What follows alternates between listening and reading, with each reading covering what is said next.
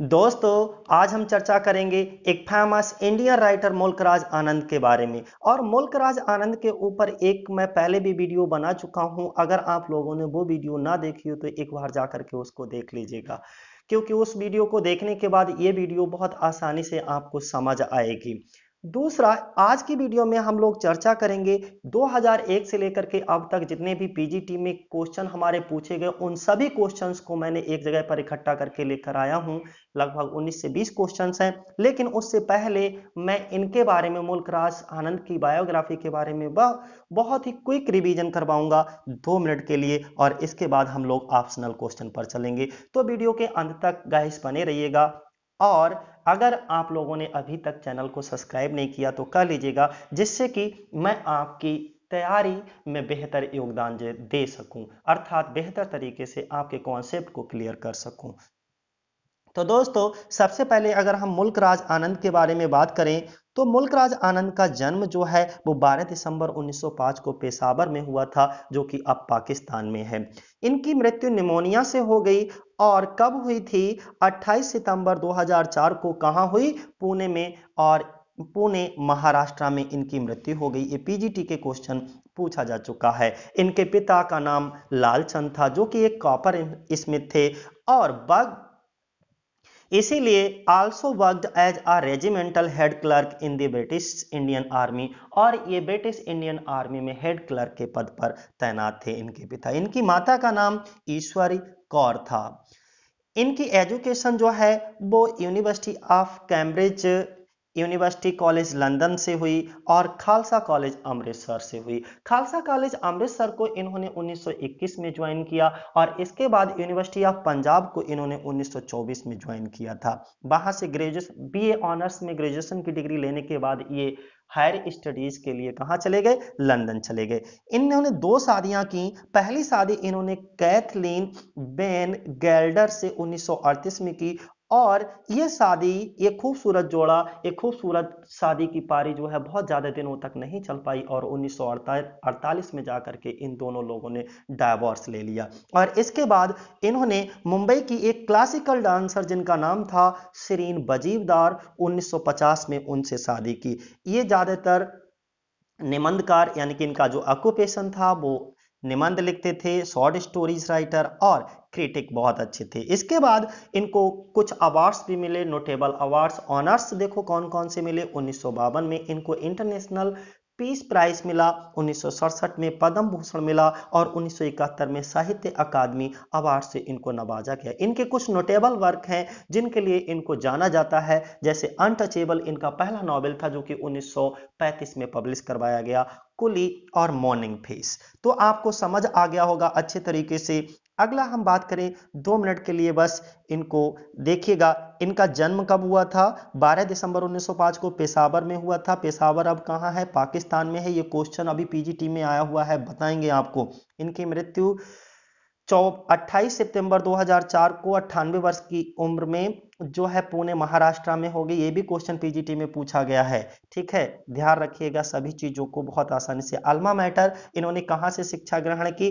तो Cambridge university से, okay, London से, खालसा कॉलेज अमृतसर से, और पंजाब यूनिवर्सिटी से। इतनी जगह से इन्होंने अपनी शिक्षा को ग्रहण किया। इसके बाद ये कौन सी सेंचुरी के पोइट है? 20th सेंचुरी के पोइट है। मैंने बताया नोटेबल वर्क कुली है, अनटचेबल है, मॉर्निंग फेस है इनका। नोटेबल अवार्ड में साहित्य अकादमी अवार्ड इनको मिला था, ओके, 1971 में। और ये मॉर्निंग फेस के लिए इनको दिया गया था। पद्म भूषण 1968 में, इंटरनेशनल पीस प्राइज इनको 1953 में मिला।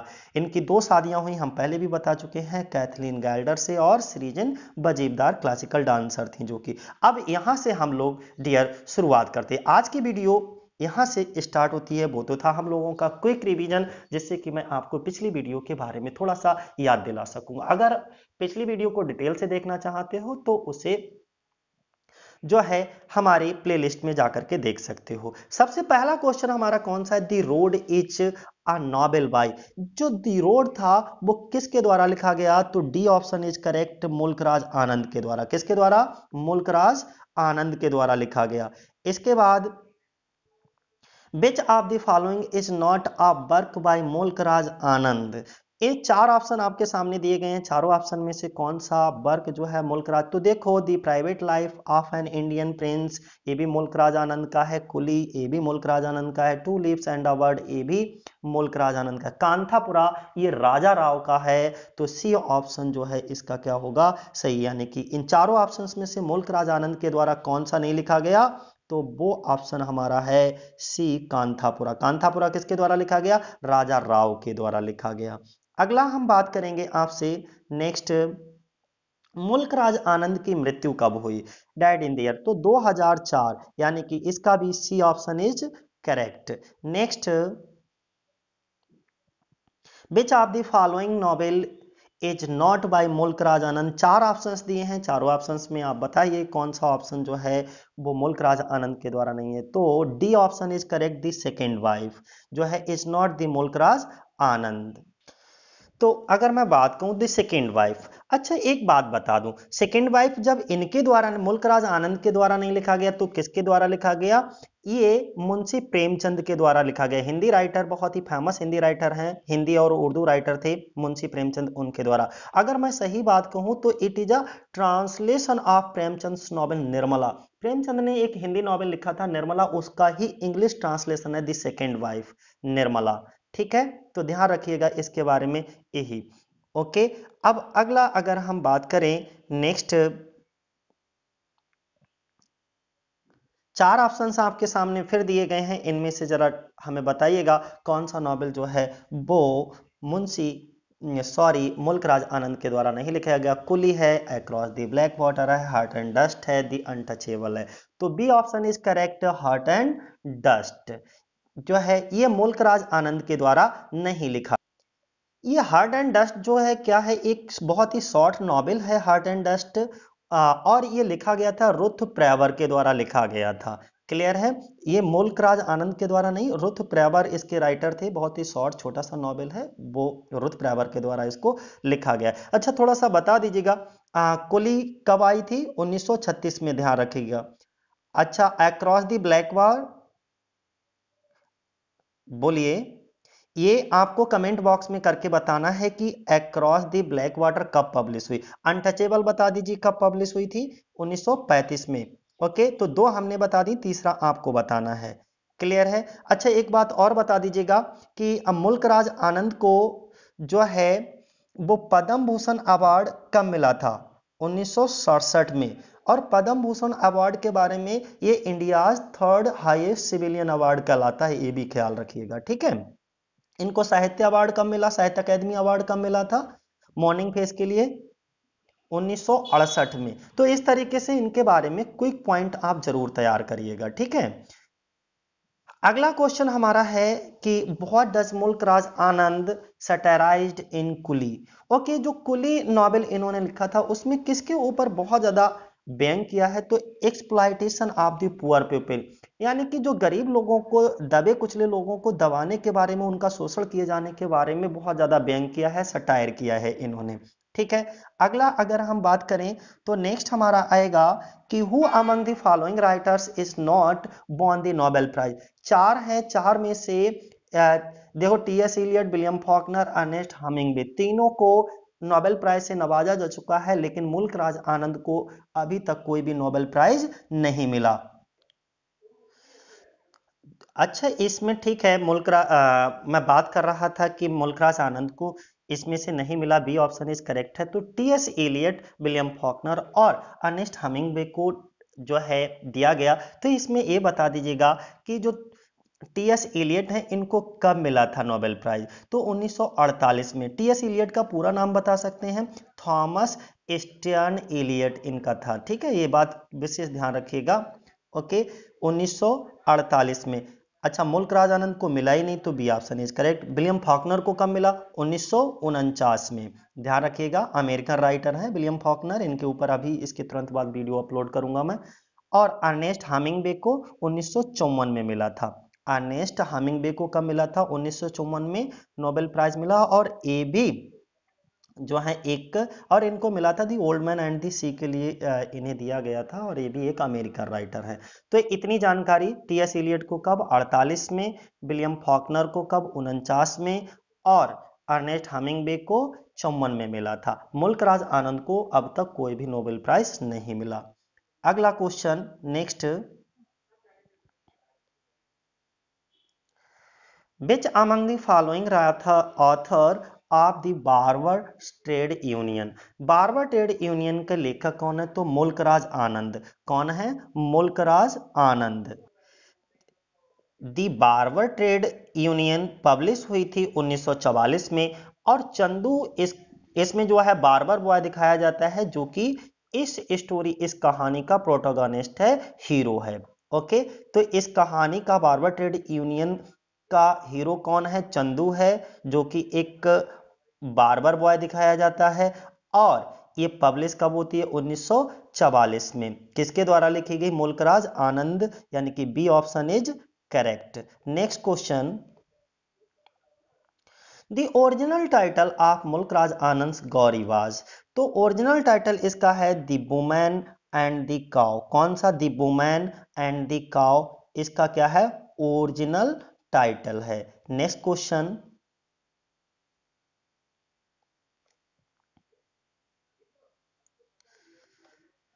भेनबाज Mulk Raj Anand novel untouchable publish 1935 में। कब पब्लिश हुआ ये? 1935 में। ध्यान रखिएगा, कब? 1935 में इसको पब्लिश करवाया गया। अगला question,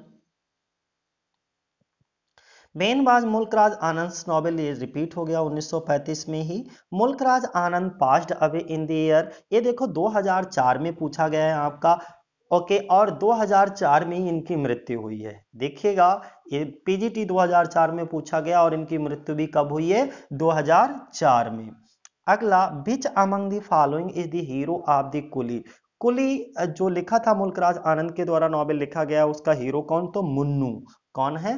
Munnu is the hero protagonist of this novel. अगला हम बात करेंगे the solution of the able practice of untouchability suggested by Mulk Raj Anand in untouchable use of machines, यानी कि B option is correct, use of machine. Next, Gangu occurs in Mulk Raj Anand. Gangu जो है वो किसका हीरो है? कौन से मुल्कराज आनंद का? तो two leaves and a bird. Two leaves and a bird का हीरो दिखाया जाता है, प्रोटोगोनिस्ट दिखाया जाता है गंगू। ओके, कुली का मुन्नू होता है। बस दोनों के बीच में मुश्किल पैदा मत कर देना। कुली में कौन है? मुन्नू है, और two leaves and a bird में कौन है? गंगू है। ठीक है। नेक्स्ट,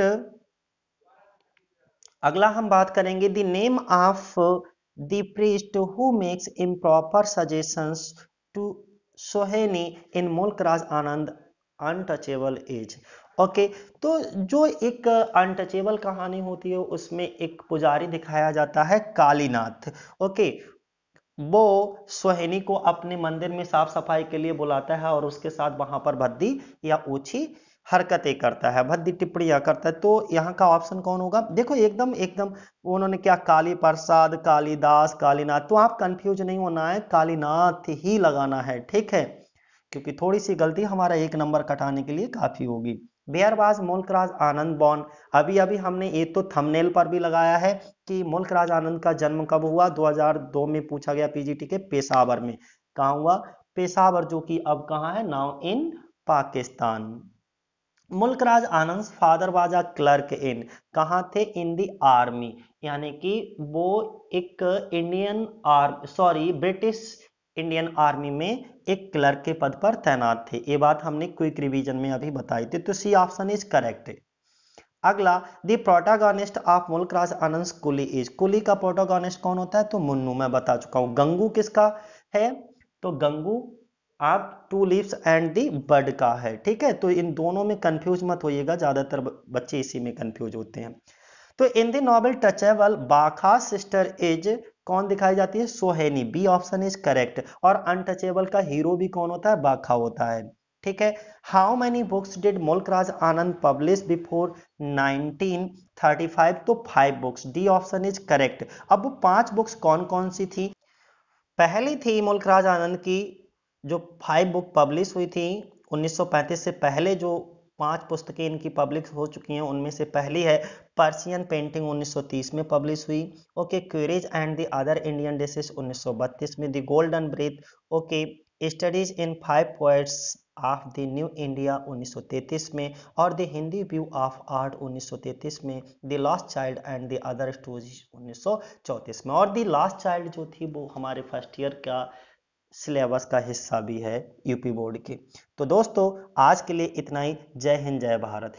दोस्तों एक चीज मैं आपसे निवेदन करना चाहता हूँ। ओके, अगर आप लोगों को ये वीडियो, ये एफर्ट हमारा अच्छा लगता है, ओके, ये प्रयास हमारा अच्छा लगे, तो प्लीज इसको लाइक कर दीजिएगा।